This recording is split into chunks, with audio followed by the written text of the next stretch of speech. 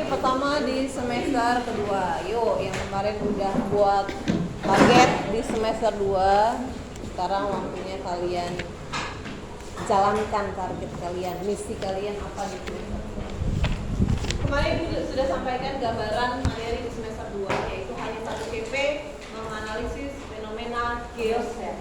Tapi kita sudah tahu bahwa fenomena geosfer itu apa saja. Geo, bumi, sfer, lapisan yang ada di bumi apa aja? Litosfer, atmosfer,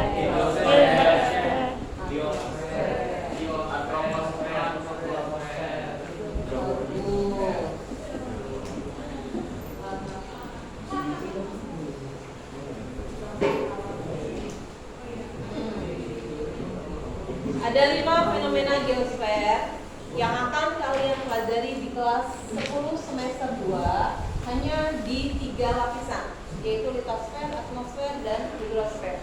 Untuk biosfer dan atmosfer nanti kalian akan pelajari di fase F di kelas 11 kalau pilihan mapelnya geografi. Ya, kalau nggak pilih geografi berarti kamu hanya mengetahui fenomena geosfer sampai di litosfer, atmosfer, dan hidrosfer. Gitu. Litosfer ini yang akan kita pelajari. Jadi walaupun hanya 1 CP, walaupun hanya 1 materi, nanti kita materinya banyak banget. Litosfer, atmosfer, hidrosfer. Ini kita pelajari nanti sampai di bulan Mei, minggu kedua. Karena minggu ketiga sampai keempat kalian sudah PSAS. Di bulan Maret tidak ada KBM. Nanti lanjut lagi di bulan April. Ya. Jadi targetnya di bulan Februari Ibu menyelesaikan litosfer dan setengah di atmosfer. Kemudian nanti lanjut di April, Mei, atmosfer dan hidrosfer. ini nanti pakai habisin ya. Kalau tidaknya jangan dicatat kalau ada tugas. Kita masuk ke lapisan litosfer dan pengaruhnya atau dinamikanya terhadap kehidupan. Litosfer seperti kita tahu adalah lapisan batuan. Lapisan batuan seperti apa? Nanti kita mempelajari kenapa kok bisa ada pegunungan, kenapa bisa ada dataran tinggi, kenapa bisa ada dataran rendah, dan seterusnya. Kita akan mencari jawaban itu. Ya, kemarin, Bu, gimana caranya supaya saya bisa fokus? Kamu harus tahu dulu manfaat belajar ilmu itu apa. Kenapa saya nggak bisa tertarik sama ilmu geografi? Kamu harus tahu dulu manfaat belajar geografi apa. Nih, jadi minimal kamu tidak terlihat bodoh ketika ditanya, Kak, asalnya tanah dari mana? Kamu ditanya sama anak TK, kamu nggak bisa jawab, tanah dari mana ya? Nah, itu sayang banget. Padahal kamu belajar geografi, tapi kenapa kamu nggak bisa jawab? Karena kamu nggak serius belajarnya, karena kamu nggak tahu manfaat belajar geografi itu apa. Ya, tuh nanti bisa menjawab, Kak, kenapa kok bisa ada gunung? Kenapa kok bisa ada batuan dari letusan gunung api? Kenapa ada yang kecil, ada yang besar? Kenapa bisa terjadi gempa dan seterusnya? Minimal kamu bisa menjawab pertanyaan itu. Oke, sebelum mulai materi, Ibu punya satu video pengantar untuk gambaran materi kita semester ini.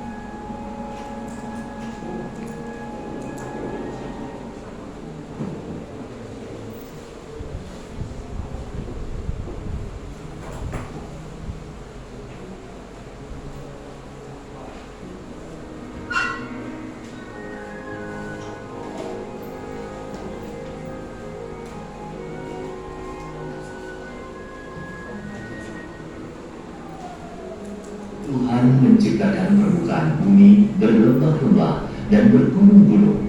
Samudera-samudera yang luas menutupi lembah-lembah yang paling dalam, menyisakan seperempat bagian bumi sebagai daratan untuk dihuni manusia. Lembah-lembah dan deretan gunung yang menghiasi permukaan bumi telah menjadi misteri bagi manusia sejak dahulu kala. Ilmu pengetahuan modern berhasil menguak misteri itu dan membuktikan bahwa bumi kita hidup dan rahasia kehidupan bumi berada jauh di bawah permukaannya.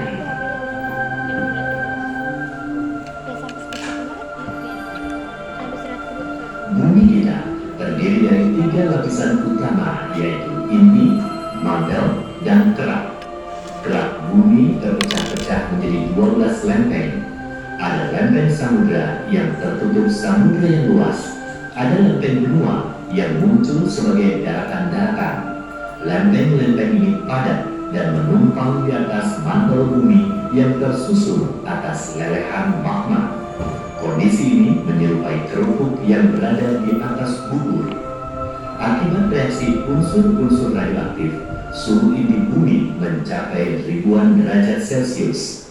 Panas inti bumi ini memicu terjadinya arus konveksi di mantel bumi, menyerupai arus konveksi yang terbentuk dalam air yang sedang dipanaskan. Akibatnya, kerak bumi yang menumpang di atas mantel bergerak mengikuti pergerakan arus konveksi di bawahnya. Lempeng yang saling bertabrakan ini akan saling menekan sehingga menimbulkan retakan dan patahan. Retakan dan patahan walau hanya beberapa sentimeter akan menimbulkan perubahan pada permukaan bumi. Peristiwa ini dikenal sebagai gempa bumi. Pelendingan atau patahnya lempeng ini dapat menyebabkan terjadinya semburan lempeng secara tiba-tiba.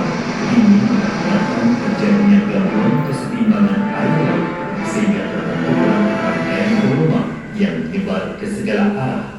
Inilah yang disebut gelombang tsunami.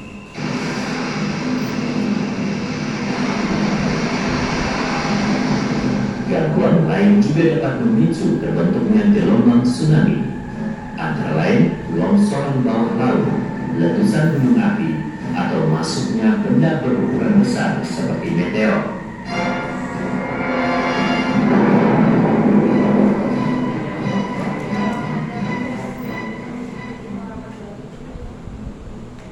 Namun, ada kalanya semburan lempeng tidak terjadi sehingga tidak ada gangguan kolom air.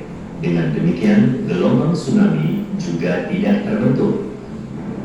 Hal itu dapat terjadi pada gempa-gempa dengan kekuatan kecil atau gempa dengan kekuatan besar, namun patahnya lempeng terjadi secara horizontal.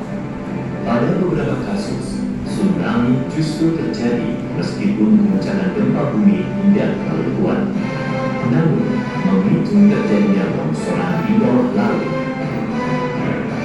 Kecepatan hambatan gelombang tsunami mencapai hingga 900 km per jam ketika melewati laut yang dalam sebanding dengan kecepatan pesawat jet. Tinggi gelombangnya menjadi sangat rendah, hanya beberapa sentimeter saja.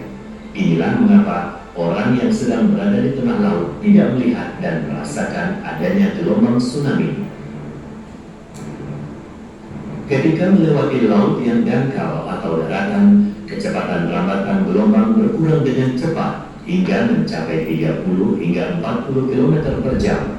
Akibatnya, terjadi penumpukan air dalam volume yang luar biasa besar.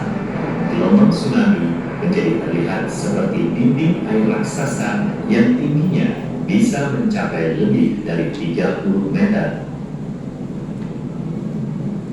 Karena tsunami adalah serangkaian gelombang, maka gelombang pertama bukanlah yang terbesar. Gelombang yang paling mematikan datang beberapa menit hingga 1 jam berikutnya. Gelombang tsunami yang membawa materi seperti pohon, bahan bangunan, mobil, dan lain-lain dapat menyebabkan dampak kerusakan yang lebih parah.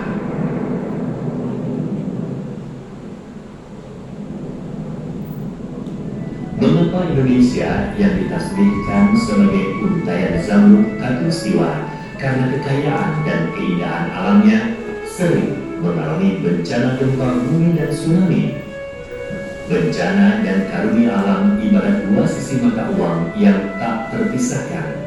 Kekayaan alam seperti emas, perak, tembaga, minyak bumi, serta lahan yang subur berdampingan dengan letusan gunung berapi, guncangan gempa bumi, gelombang tsunami, serta gemuruh tanah longsor. Hasil penelitian modern mengungkapkan bahwa wilayah Indonesia berada di atas pertemuan 3 lempeng, yaitu Indo-Australia, Eurasia, dan Pasifik. lempeng Indo-Australia dan Pasifik bertumbukan dan menunjang di bawah lempeng Eurasia. Pertemuan ini sangat berdekatan dengan daratan sehingga dapat menimbulkan gempa dan tsunami yang bersifat lokal. Tumbukan lempeng ini mengakibatkan terbentuknya jalur gempa bumi dan sekaligus jalur gunung api yang memanjang dari Pulau Sumatera, Jawa, Bali, Nusa Tenggara, Maluku, dan Sulawesi.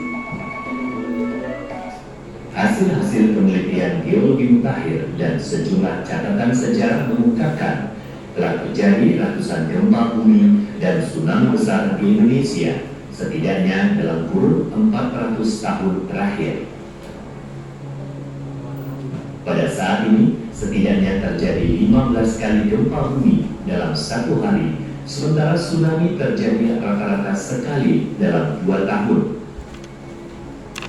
Sayangnya, ilmu pengetahuan modern hingga saat ini belum berhasil menemukan metode untuk mendeteksi waktu terjadinya gempa bumi, baik yang berpusat di bawah laut maupun di darat.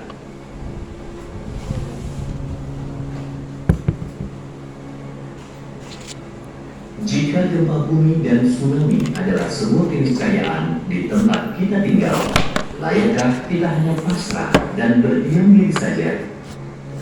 Fenomena gempa bumi memang tidak bisa diduga maupun dihindari, namun kita masih bisa menghindari tsunami dengan upaya-upaya pencegahan dalam sistem peringatan dini tsunami yang harus sungguh-sungguh dijalani, karena 10 menit setelah gempa akan mengubah kehidupan kita di kemudian hari.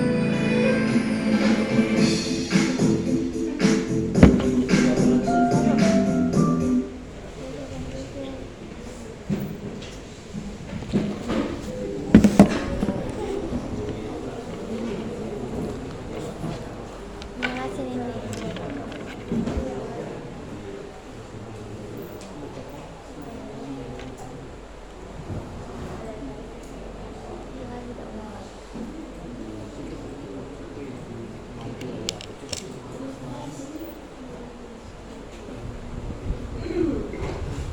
Ya, tadi kalian sudah lihat videonya.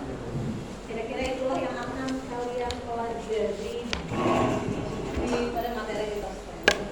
Jadi dalam materi litosfer ini terkait nanti peristiwa tektonisme, kemudian vulkanisme,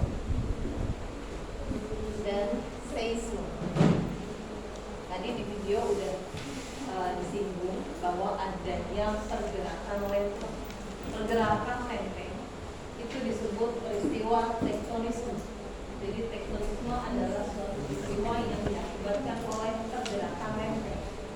Vulkanisme, peristiwa naiknya magma ke permukaan bumi. Dan seisme adalah peristiwa gempa bumi. Semua gejala ini terjadi di lapisan litosfer.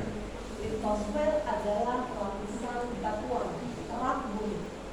Kalau dilihat penampang rentangnya, ini bisa kita lihat seperti ini. Tapi, Bu, ini kan struktur lapisan bumi. Kalau kita runut dan ke belakang, gimana terjadinya bumi? Kan sebelum kita mempelajari struktur dalam bumi, kita harus tahu dulu proses terjadinya bumi itu gimana. Bumi itu merupakan salah satu planet dalam tata surya. Jadi kalian harus tahu beberapa teori pembentukan tata surya. Nah, apa bedanya planet dengan bintang? Planet itu ini ada panasnya. Kalau planet ada panasnya. Enggak, kalau bintang ada panasnya. Kalau planet itu macam-macam. Banyak Kalau kayak Jupiter tuh banyak gasnya. banyak gasnya. Kalau bumi ada air, ada tanah. Kalau Mars juga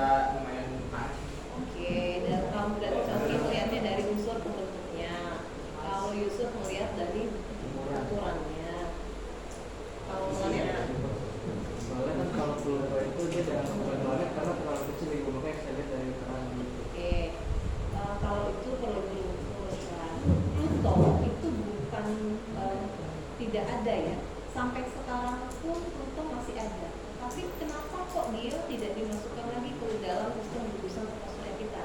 Karena Pluto ternyata garis orbitnya itu berbeda dengan garis orbit planet kita.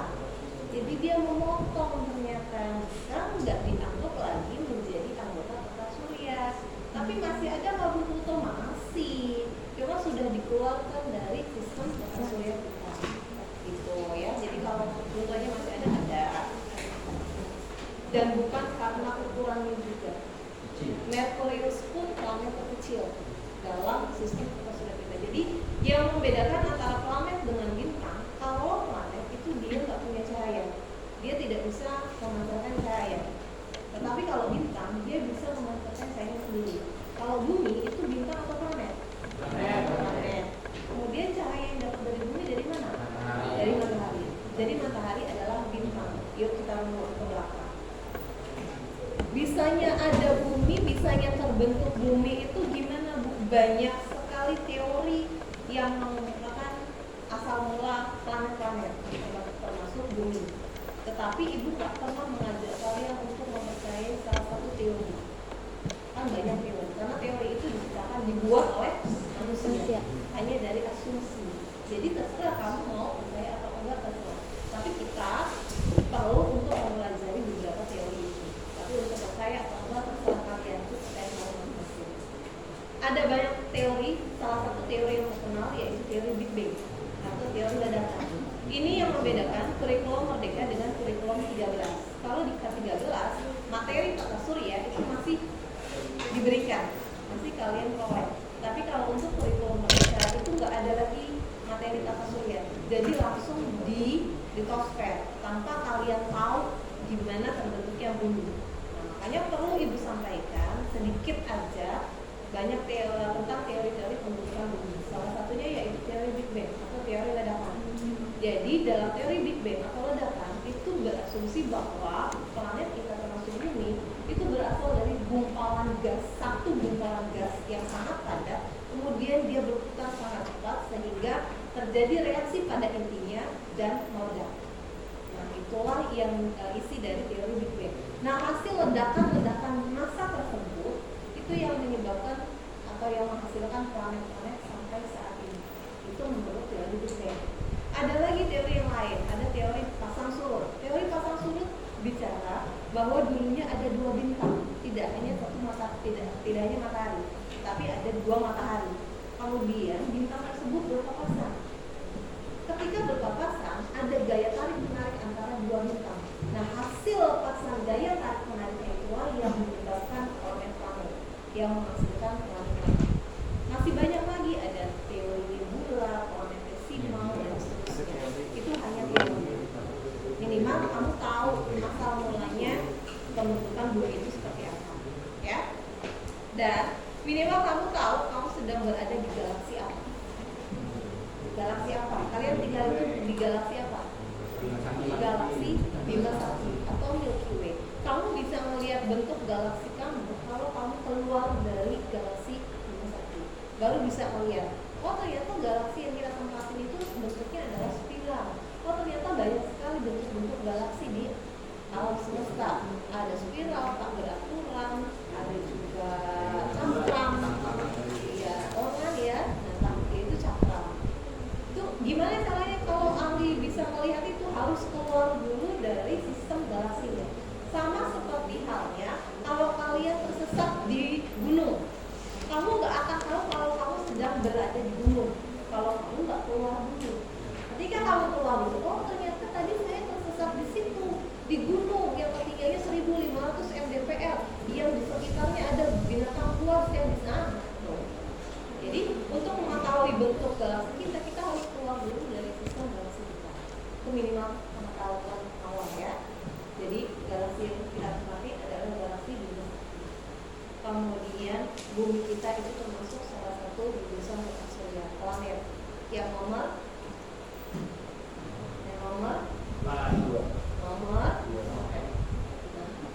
tiga. Merkurius, Venus, Bumi, Mars, Jupiter, Saturnus,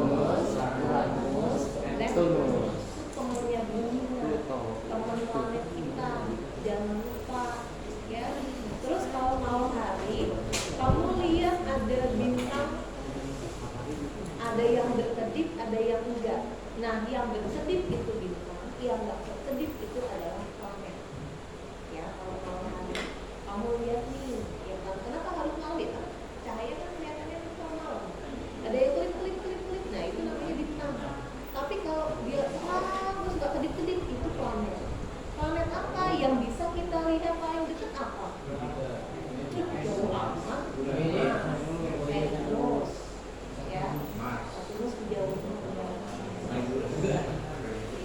Itu minimal kamu tahu isu informasi itu, oke?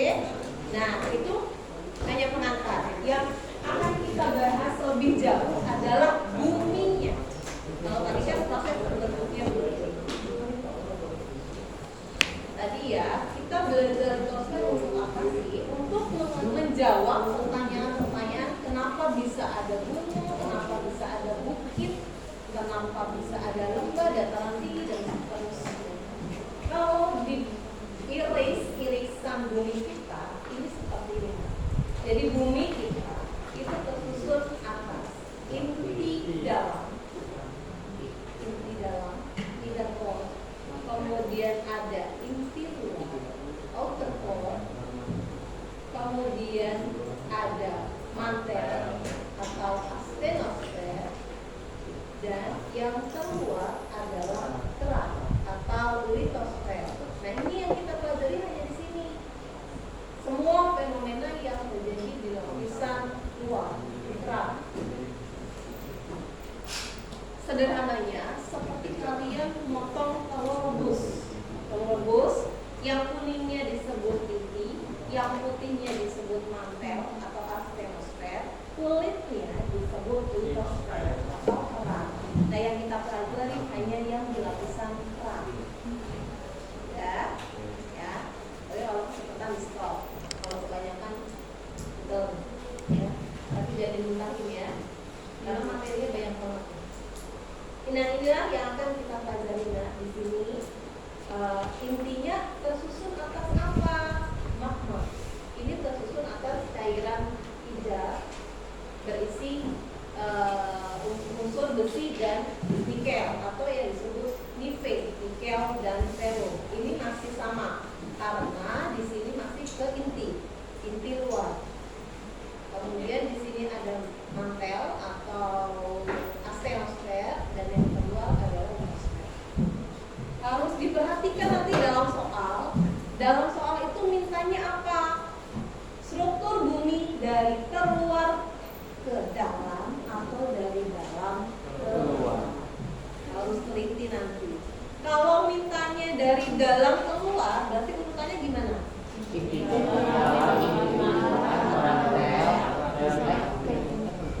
Boleh nanti di dalam, inti luar, ya. Inti dalam, inti luar itu namanya barisfer. Kemudian mantel namanya astenosfer atau mantel. Kemudian yang paling luar namanya litosfer atau kerak. Ini disingkatnya lagi di dalam, di luar, mantel atau astenosfer dan litosfer. Atau astenosfer ada sebagian masuk lapisan litosfer. Oke, ya kita lihat karakteristiknya.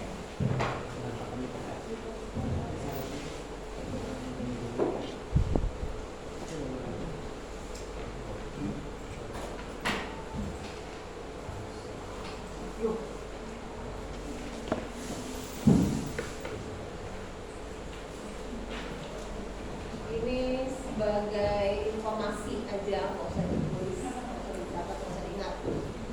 Yang kita pelajari nanti ada dinamika litosfer dan pedosfer. Pedosfer itu lapisan tanah. Kenapa digabung, Bu?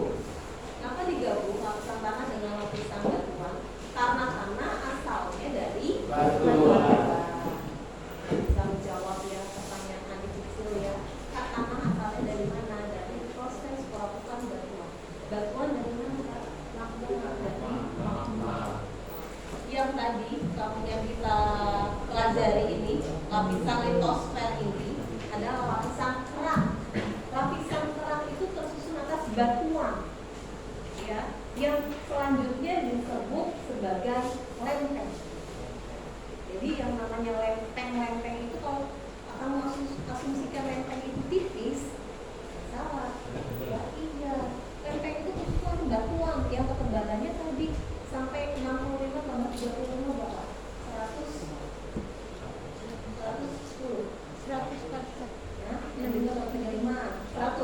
100 km.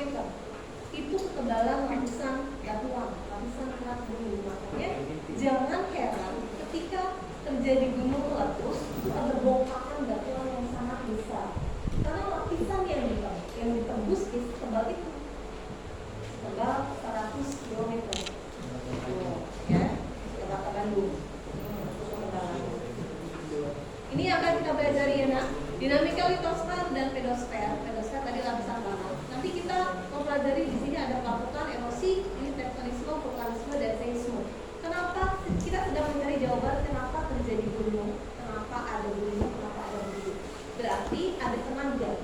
Ada tenaga yang membentuk, namanya tenaga geologi.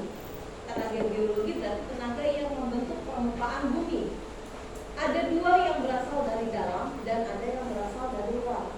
Kalau yang berasal dari dalam nanti akan menghasilkan peristiwa ini, tektonisme, vulkanisme, dan seisme. Kemudian yang berasal dari luar nanti akan menghasilkan proses ini, pelapukan, erosi, sedimentasi. Nah ini nanti kita pelajari. Kemudian karena lapisan batuan, kita akan mempelajari batuan penyusun permukaan bumi. Ada batuan beku, batuan sedimen, batuan reservoir. Ini tadi sudah kalian tahu ya bahwa bumi itu tersusun atas 3 lapisan, barisfer, astenosfer, dan litosfer. Barisfer itu tersusun atas lapisan nikel dan ferrum, besi. Ya, hanya tadi tanah itu asalnya dari batuan. Batuan dari mana? Dari magma. Maka jangan heran lagi ketika melihat ada tanah warnanya merah. Karena unsur asalnya itu adalah ferrum dari besi. Kenapa kok bisa ada yang hitam? Karena sudah tercampur dengan humus. Humus proses pembusukan dari seluruh permukaan. Hanya bisa hitam. Maka jangan heran lagi kak, kenapa kok tanah ada yang merah, ada yang hitam, ada yang coklat, ada yang merah, seterusnya. Kamu harus tahu unsur penyusunnya. Kemudian yang kedua yaitu lapisan mantel atau perantara. Ini ketebalannya 1.700 km dan lapisan yang paling luas adalah 1.200 km. Tadi ya.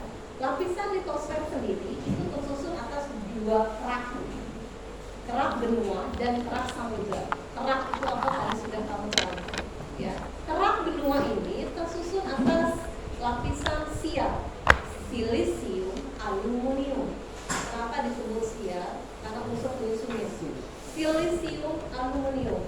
Ya, silisium sama silisium sama ya. Sama kan? Ada sini kan? Nah, ya, dan aluminium. Aluminium sifatnya berarti lapisan sial itu sifatnya kaku, padat. Ketebalannya 35 km. Dan lapisan sima, silisium, magnesium. Sifatnya magnesium lebih elastis, tetapi lebih tebal, 65 km. Karena lapisan litosfer ini tersusun atas 2 unsur, yaitu sial dan sima. Nah ya, kita udah fokus ke litosfernya. Litosfernya tadi ada lapisan silisium, aluminium, dan silisium magnesium. Sial itu padat, kaku. Kalau sima itu elastis. Nah, ketika kerak tersebut bergerak, tadi kenapa kok bisa keraknya bergerak? Kenapa kok bisa lempengnya bergerak? Karena ada arus konveksi dari dalam, dari inti. Seperti halnya kamu masak air panas, atasnya kan bergerak keraknya, nah itu dia. Karena ada arus konveksi dari dalam. Inti bumi itu suhunya 1500 derajat Celcius. Ketika ada peningkatan tekanan, ketika ada peningkatan suhu, maka dia akan bergerak naik arusnya dan menggerakkan lempeng-lempeng yang ada di atasnya. Kita ada di mana? Ada di atas lempeng. Jadi apapun pergerakan lempeng akan menghasilkan peristiwa gempa bumi atau seisme. Nah, pergerakan lempeng ini namanya tektonisme. Apakah lempeng itu selalu bergerak? Iya. Kenapa? Tadi karena ada arus dari dalam. Dan Indonesia itu diapit oleh 3 lempeng. Kamu harus tahu. Lempeng Pasifik, Indo-Australia, dan Eurasia. Kita diapit 3 lempeng itu. Nah, jadi ketika ada aktivitas di 3 lempeng, pasti Indonesia terkena. Ya. Jadi Indonesia rawan bencana gempa bumi, gunung meletus, ya, dan tsunami. Lantas Indonesia amannya dari bencana apa? Ada yang tahu? Indonesia apa? Betul. Indonesia itu amannya dari badai tornado. Jadi nggak ada aman kalau tornado di Indonesia nggak ada. Kenapa kok bisa? Karena tornado itu berkaitan dengan rotasi dan revolusi. Itu adanya hanya untuk negara di lintang tinggi.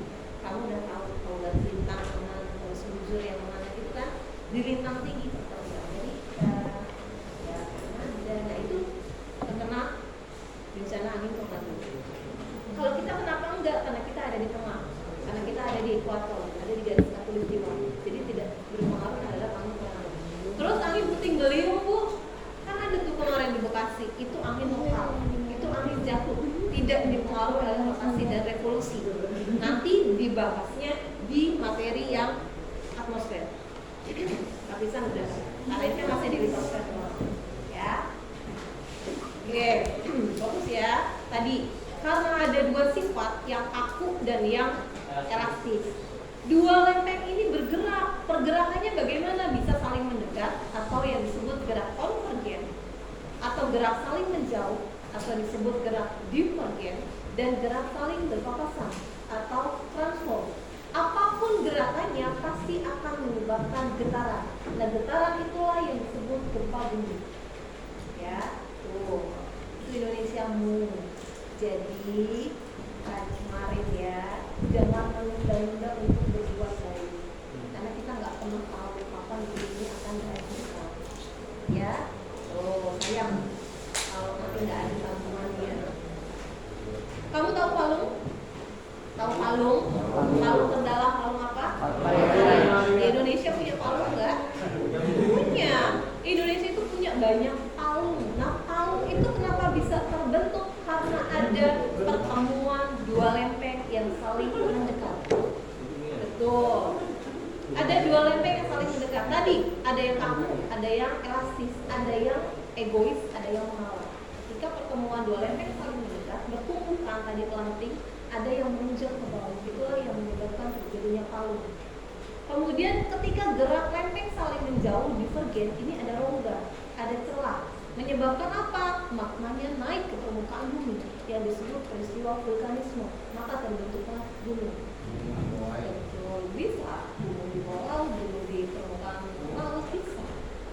Itulah yang menyebabkan terjadinya peristiwa vulkanisme. Oke, sampai sini paham ya? Kenapa bisa ada gunung? Kenapa ada bisa gunung di bawah laut? Nanti kita pelajari juga kenapa menjawab kenapa gunung ini ada fosil yang harusnya di dasar laut. Ada gunung, tetapi fosilnya harusnya itu dasar laut, dan di dasar laut karena dulunya daerah tersebut merupakan dasar samudra yang mengalami pengangkatan. Luar biasa. Ya, bisa juga yang tadinya daratan sekarang nggak kelihatan karena sekarang menjadi lautan. Ada. Ya. Bisa nanti Pulau Jawa jadi lautan, bukan lagi menjadi daratan. Bagaimana? Katakan. Enggak sederhana itu. Tadi ya, lempeng itu ketebalannya 100 km. Jadi kalau kamu cuma melihat letak di aspal itu juga nggak bisa dibilang lempeng. Itu ini aspal kalau Betul, itu hanya masalah belum apa-apanya. Nanti kita belajar di lapisan pedosfer itu lapisan tanah aja belum nembus. Kalau misalnya kamu ngeliat aspal rusak doang, itu ibaratnya tanah aja belum masuk. aspal itu dasar. Kamu tanah itu di mana sih? Di atasnya litosfer, ya? Kan cuma hasil pelapukan batuan. Litosfer kan batuan. Kemudian pedosfer lapisan pelapukannya kan, lapisan tanah yang mengalami pelapukan kan. Nah itu kalau yang kamu lihat itu lapisan tanah aja nggak nyampe, nggak tembus. Kamu pernah lihat Itu masih lapisan tanah kan? Lagi aspal, nggak ada apa-apanya kan? Ya, ibaratnya cuma kalau dibandingkan di bumi itu jatuh dan hilang. Ya, jadi tidak sederhana itu membayangkan lapisan litosfer seperti apa. Maka kalau bergerak, batuannya yang bergerak. Ketika tabrakan itu batuan yang setebal 100 km tadi yang bergerak. Makanya bisa menyebabkan terjadinya tsunami. Oke, lanjut ya. Ini karakteristik lapisan sial dan sima tadi. Nah, karena litosfer itu adalah lapisan batuan, ibu tarik lagi gambarnya untuk memudahkan.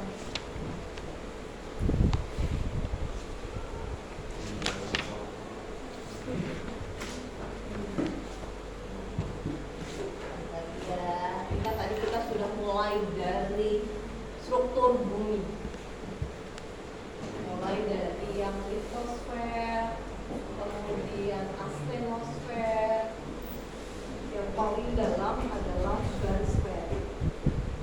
Barisfer ini inti tersusun atas apa? Di V 1500 derajat Celcius, magma ya.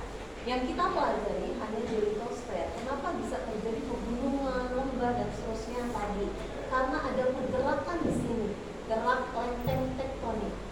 Kenapa ada lempengnya bergerak? Karena ada arus yang menggerakkan dari dalam. Tadi kan sudah ya? Ya enggak? Ya kan udah sampai sini kan? Tadi. Nah ibu ambil lagi di sini kan sekarang. Yang kita sudah sampai di kenapa melintang gunung. Sampai di sini ya. Karena litosfer adalah lapisan batuan, maka kita perlu tahu batuan penyusun permukaan bumi itu ada apa aja sih? Batuan penyusun permukaan bumi itu ada 3, yaitu batuan beku, kemudian batuan sedimen, dan batuan metamorf. Batuan beku itu juga dibedakan menjadi 3, batuan beku dalam, batuan beku porok atau gang, dan batuan beku luar. Ini batuan beku, jenis batuan beku. Apa yang membedakan antara ketiganya? Gampang, namanya batuan beku dalam. Berarti tempat pembekuannya ada di dalam. Dilihat dari tempatnya. Kemudian dilihat dari apa lagi? Unsur kristal. Apa di mana sih batuan beku dalam? Nah, ketika ada kenaikan suhu dan tekanan, maka akan membuat magmanya naik, gitu kan? Magmanya naik. Magma naik ini disebut crystal vulkanisme. Ternyata di tengah jalan suhu dan tekanannya berkurang. Jadi nggak nyampe gunung meletusnya, sampailah magmanya berhenti di dalam. Kemudian membeku, mendingin. Itulah yang disebut batuan beku dalam. Karena nggak ada pengaruh hujan, angin, cuaca. Ingat nggak, yang naik itu magma yang memiliki unsur mineral nikel dan ferus. Itu mineral. Namanya mineral itu bernilai tinggi. Maka batuan beku dalam memiliki unsur kristal utuh atau holokristal. Kalau pernah lihat ada batuan itu kok bening banget ya, nggak ada apa rongganya ya, pokoknya halus banget ya. Itu namanya batuan beku dalam. Pernah lihat ruby yang biru, zamrud, yang merah. Nah, ya, itu maka batuan beku dalam itu unsur kristalnya utuh. Kenapa kok bisa? Karena nggak ada pengaruh tertentu. Oke, udah ya. Berarti ada 3 yang membedakan. Kemudian batuan beku korok, namanya batuan beku korok atau batuan beku gang. Maka magmanya berhenti di sini, berhenti di celah, berhenti di porok, berhenti di gang. Oh, di gang apa? Di gang mati. Di sini udah kena air dan seterusnya. Maka unsur kristalnya sudah campuran.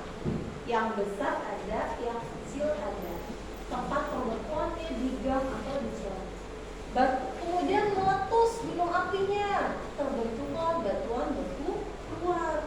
Batuan kalau sudah di luar di permukaan bumi terkena pengaruh hujan, panas dan seterusnya, maka tidak ada lagi unsur kristalnya. Ya, untuk yang perempuan kalau ditembak sama cowok, dia suruh cari batuan beku dalam. Iya kan unsur kristalnya gede-gede kan?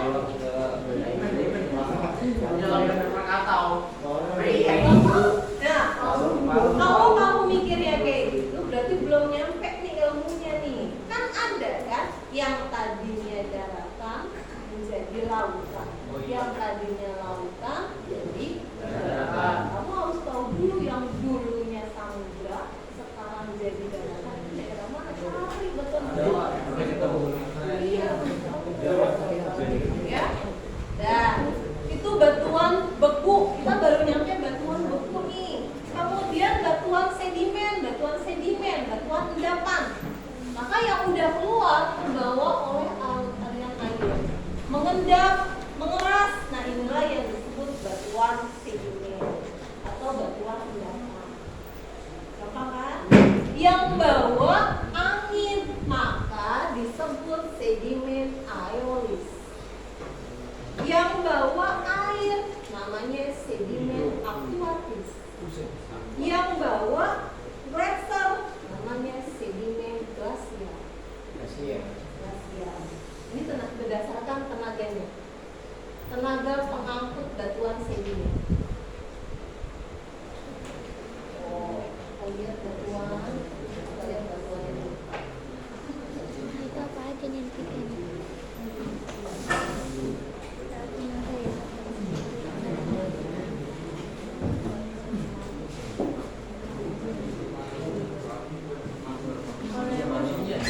Tadi yang glasial apa dari apa? Glasial. Glasial. Tenaga yang mengangkutnya adalah gletser atau aliran es. Oh ya, terima kasih Ibu. Berarti ditemukan nggak di Indonesia sedimen glasial? Itu aja ya. Jadi kalau batuan yang banyak ditemukan di Indonesia ya nggak ada batuan sedimen glasial, nggak ada. Ya, terus banyak kan apa kalau di Indonesia antara batuan ini yaitu batuan metamorf. Nanti kalau belum sampai batuan metamorf jadi wajar ya. Batuan metamorf ini batuan malihan, batuan yang berubah. Kalau itu berubah. Berubahnya kenapa? Karena ada pengaruh suhu dan tekanan. Pokoknya diingat, kalau batuan yang dipengaruhi oleh suhu dan tekanan itu namanya batuan metamorf. Ya. Kenapa kok di Indonesia banyak? Karena curah hujan di Indonesia tinggi dan panas, makanya lebih banyak batuan metamorf. Nah ini jenis batuan lihat coba. Pernah lihat granit? Kalau masuk rumah yang mobilnya granit beda nggak? Beda. Nah itu dia. Granit itu batuan beku dalam. Ya, granit makanya adem dan bernilai tinggi, mahal. Sudah pernah lihat batu apung? Apung. Banyak beda sama granit kan? Nah, kalau batu apung itu banyak pori-porinya. Iya. Karena pengaruh apa? Suhu dan nih dilihat unsurnya. Kalau ini hampir tidak ada lapisan. Di nomor 2 hampir tidak ada lapisan. Basalt ini termasuk batuan beku dalam. Nah di sini sudah mulai ada lapisan. Ini ada batu apung banyak longgar-longgarnya. Ya.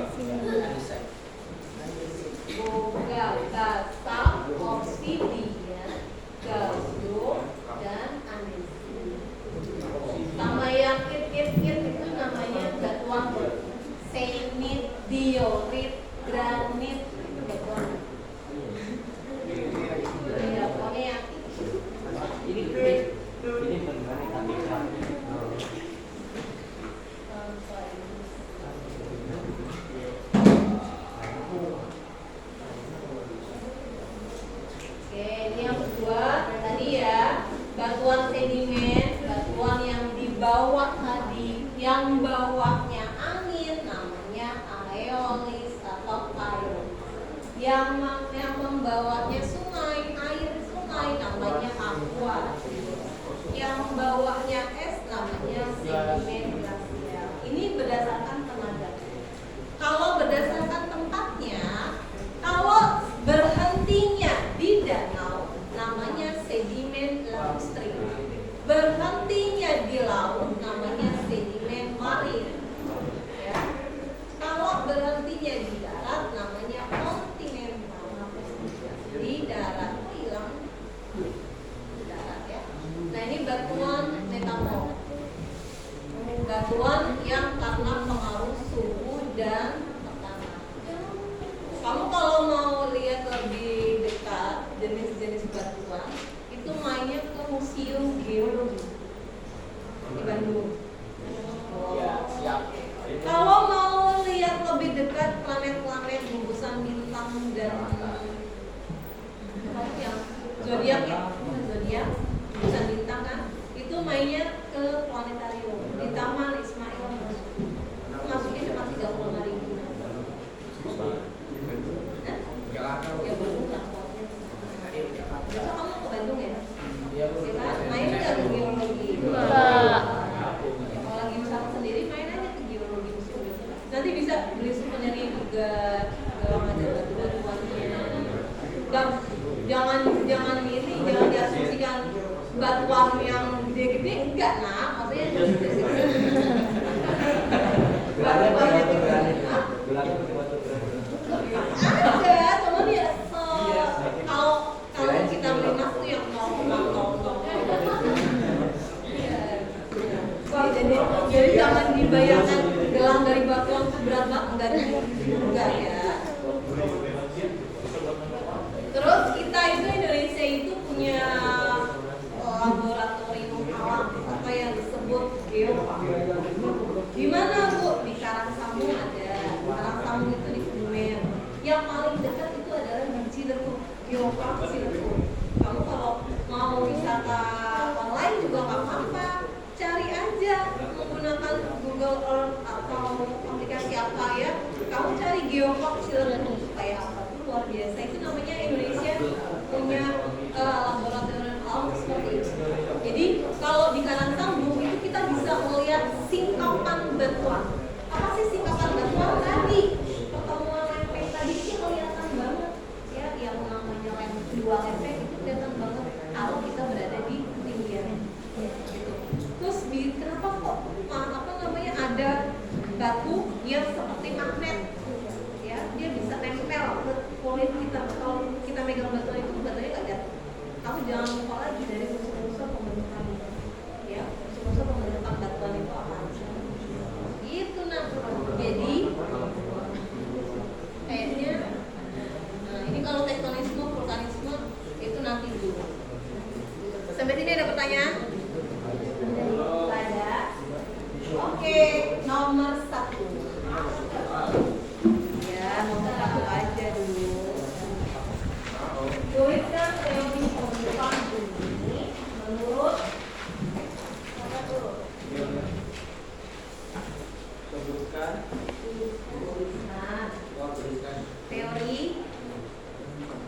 pembentukan bumi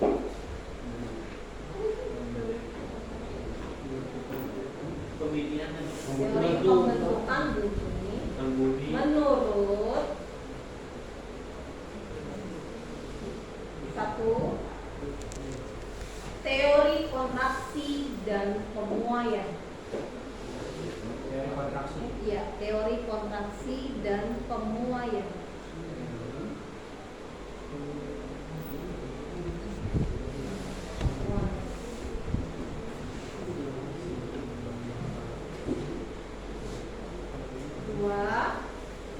Teori dua benua. Iya.